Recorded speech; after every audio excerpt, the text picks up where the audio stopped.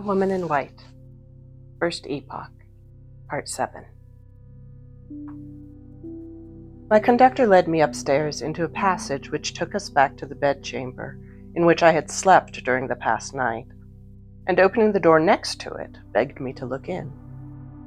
"I have my master's orders to show you your own sitting room, sir," said the man, "and to inquire if you approve of the situation and the light."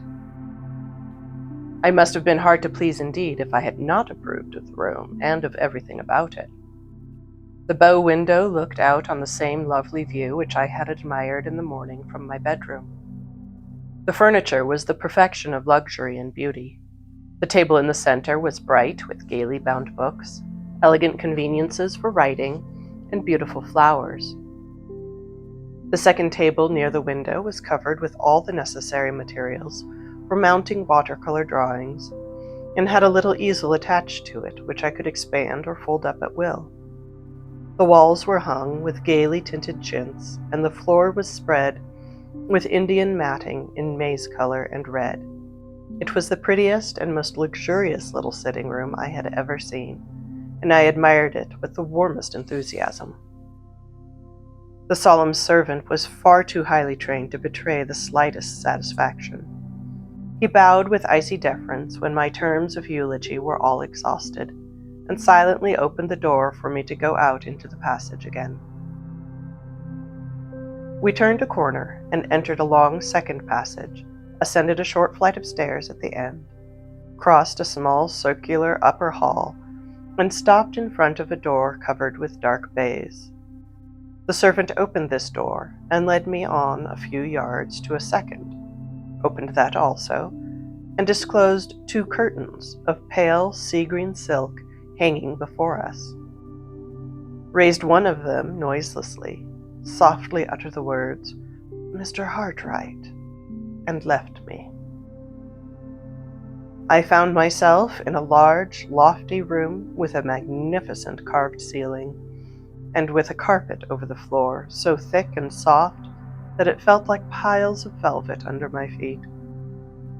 One side of the room was occupied by a long bookcase of some rare inlaid wood that was quite new to me.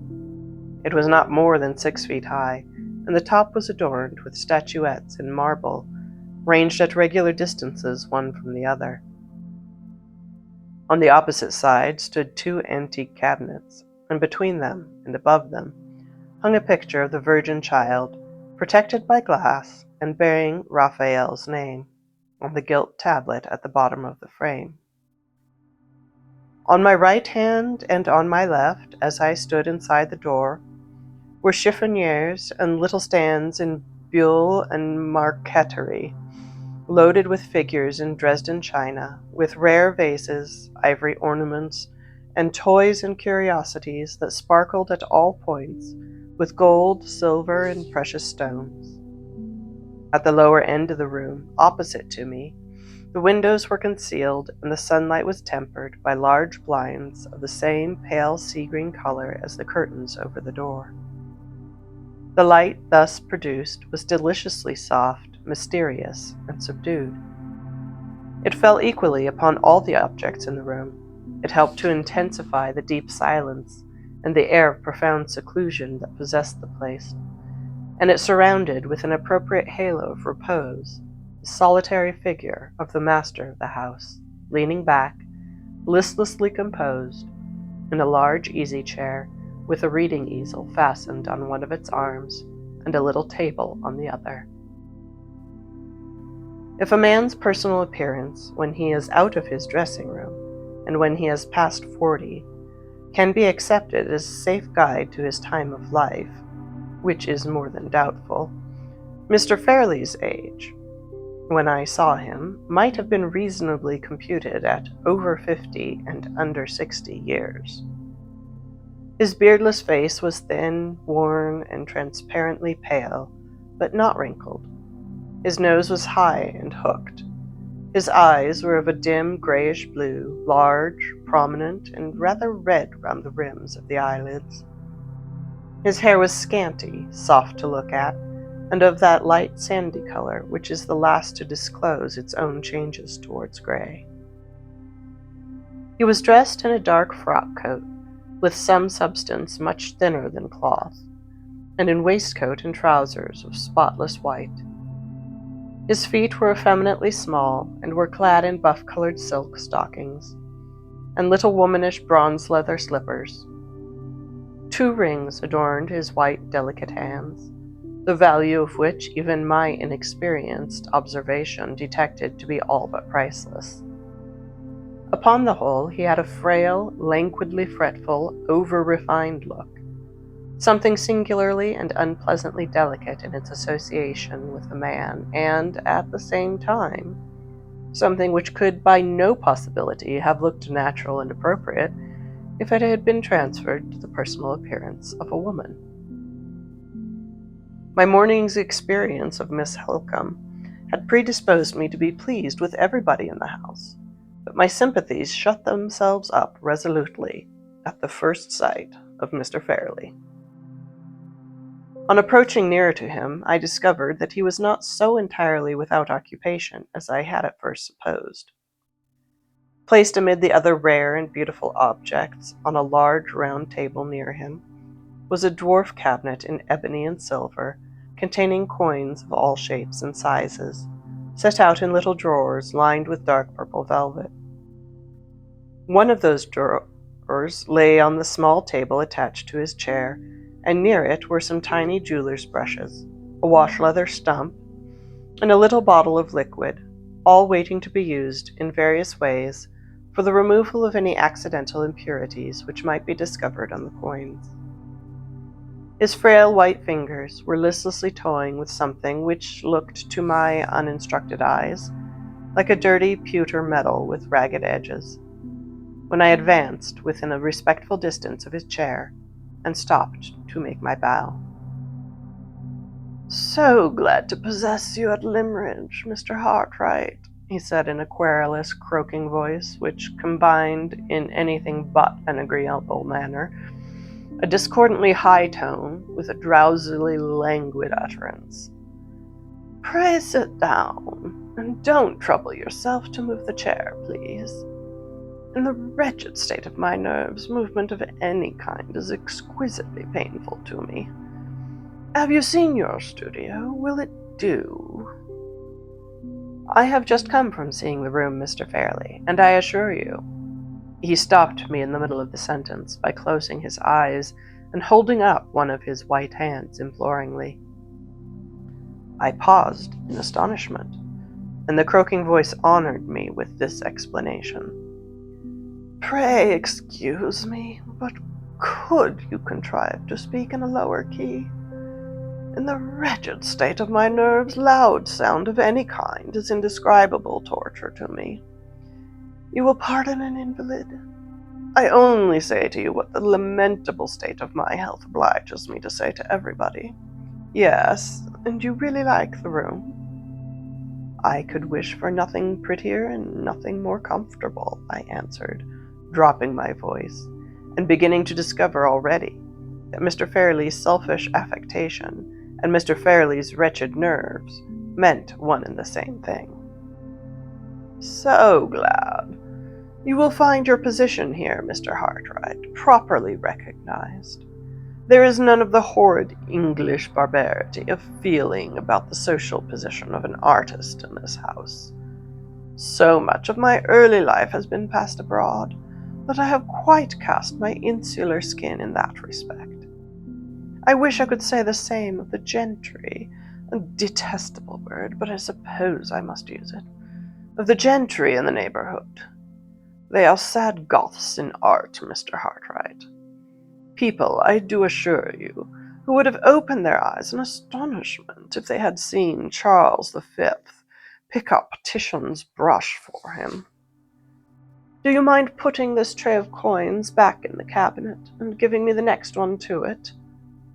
In the wretched state of my nerves, exertion of any kind is unspeakably disagreeable to me. Yes, thank you."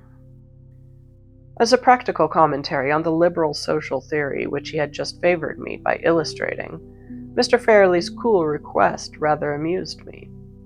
I put back one drawer and gave him the other, with all possible politeness.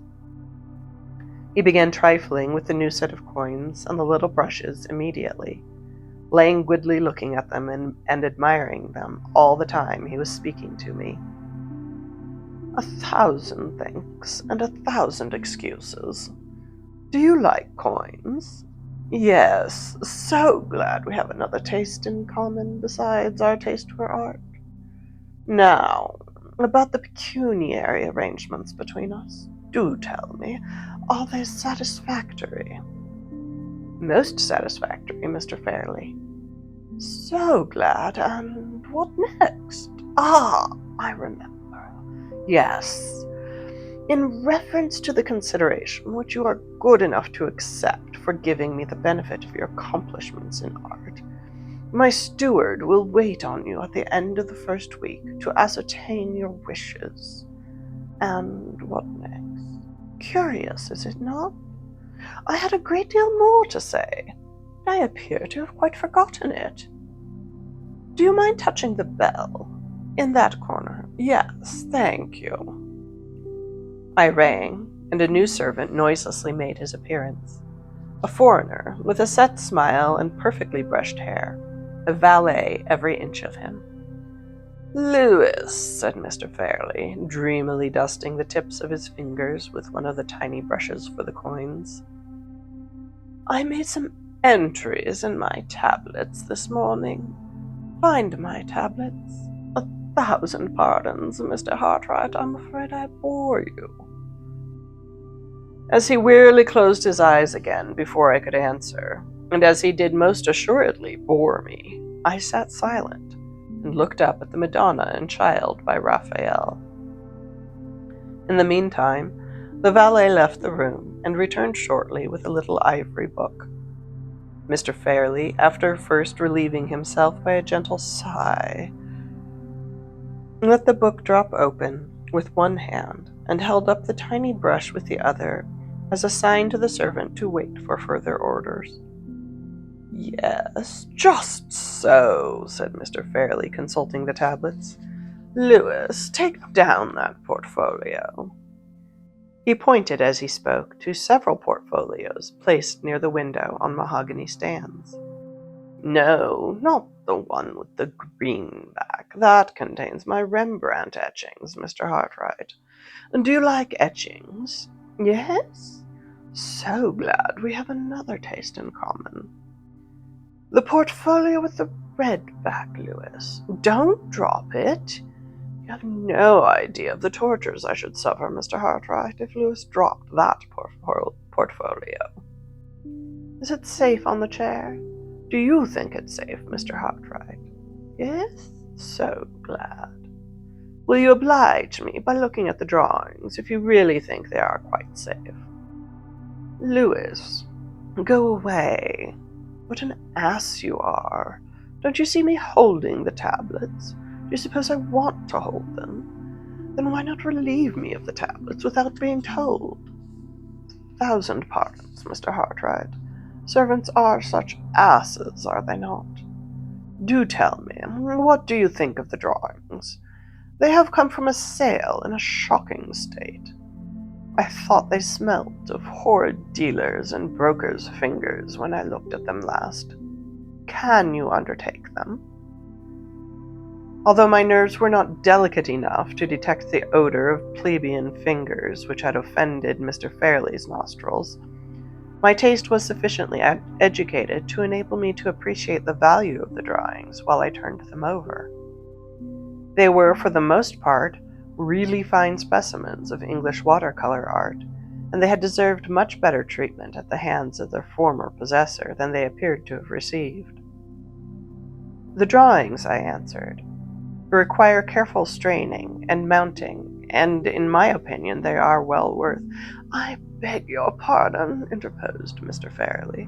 Do you mind my closing my eyes while you speak? Even this light is too much for them, yes? I was about to say that the drawings are well worth all the time and trouble. Mr. Fairley suddenly opened his eyes again and rolled them with an expression of helpless alarm in the direction of the window. I entreat you to excuse me, Mr. Hartright, he said in a feeble flutter. But surely I hear some horrid children in the garden, my private garden, below? I can't say, Mr. Fairley. I heard nothing myself. Oblige me. You have been so very good in humoring my poor nerves. Oblige me by lifting up a corner of the blind. Don't let the sun in on me, Mr. Hartright. Have you got the blind up? Yes? Then will you be so very kind as to look into the garden and make quite sure? I complied with this new request. The garden was carefully walled in all round. Not a human creature, large or small, appeared in any part of the sacred seclusion. I reported that gratifying fact to Mr. Fairley. "A thousand thanks. My fancy, I suppose. There are no children, thank heaven, in the house, but the servants, persons born without nerves, will encourage the children from the village. Such brats! Oh, dear me, such brats!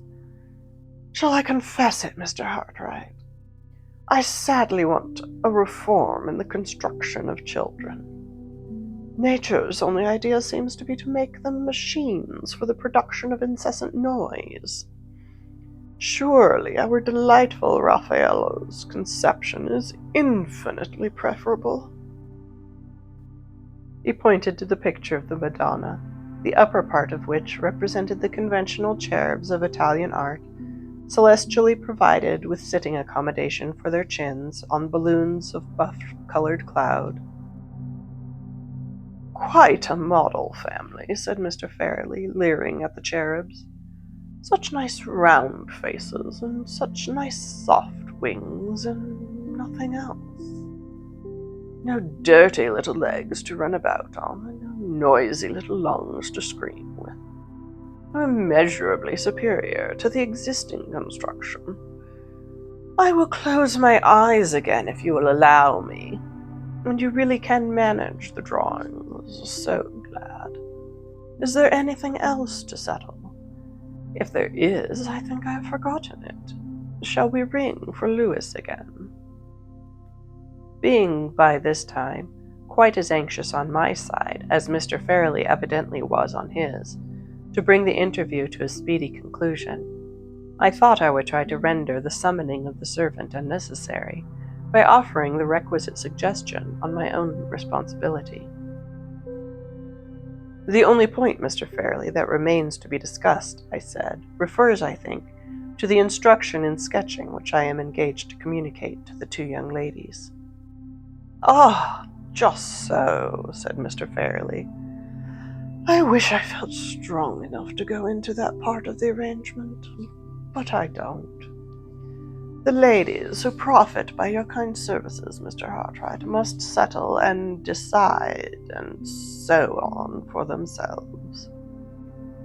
My niece is fond of your charming art. She knows just enough about it to be conscious of her own sad defects. Please take pains with her. Yes. Is there anything else? No, we quite understand each other, don't we? I have no right to detain you any longer from your delightful pursuit, have I? So pleasant to have settled everything. Such a sensible relief to have done business. Do you mind ringing for Louis to carry the portfolio to your own room?" "I will carry it there myself, Mr. Fairley, if you will allow me." "Will you really? Are you strong enough? How nice to be so strong. Are you sure you won't drop it? So glad to possess you at Glimmeridge, Mr. Hartright. I am such a sufferer that I hardly dare hope to enjoy much of your society. Would you mind taking great pains not to let the doors bang and not to drop the portfolio? Thank you. Gently with the curtains, please. The slightest noise from them goes through me like a knife. Yes, good morning." When the sea-green curtains were closed, and when the two baize doors were shut behind me, I stopped for a moment in the little circular hall beyond and drew a long, luxurious breath of relief. It was like coming to the surface of the water after deep diving to find myself once more on the outside of Mr. Fairley's room. As soon as I was comfortably established for the morning in my pretty little studio, the first resolution at which I arrived was to turn my steps no more in the direction of the apartments occupied by the master of the house, except in the very improbable event of his honoring me with a special invitation to pay him another visit. Having settled this satisfactory plan of future conduct in reference to Mr. Fairley, I soon recovered the serenity of temper of which my employer's haughty familiarity and impudent politeness had for the moment deprived me. The remaining hours of the morning passed away pleasantly enough, in looking over the drawings, arranging them in sets, trimming their ragged edges, and accomplishing the other necessary preparations in anticipation of the business of mounting them. I ought, perhaps, to have made more progress than this, but as the luncheon time drew near, I grew restless and unsettled, and felt unable to fix my attention on work, even though that work was only of the humble manual kind. At 2 o'clock, I descended again to the breakfast room, a little anxiously. Expectations of some interest were connected with my approaching reappearance in that part of the house. My introduction to Miss Fairley was now close at hand, and if Miss Halcombe's search through her mother's letters had produced the result which she anticipated, the time had come for clearing up the mystery of the woman in white.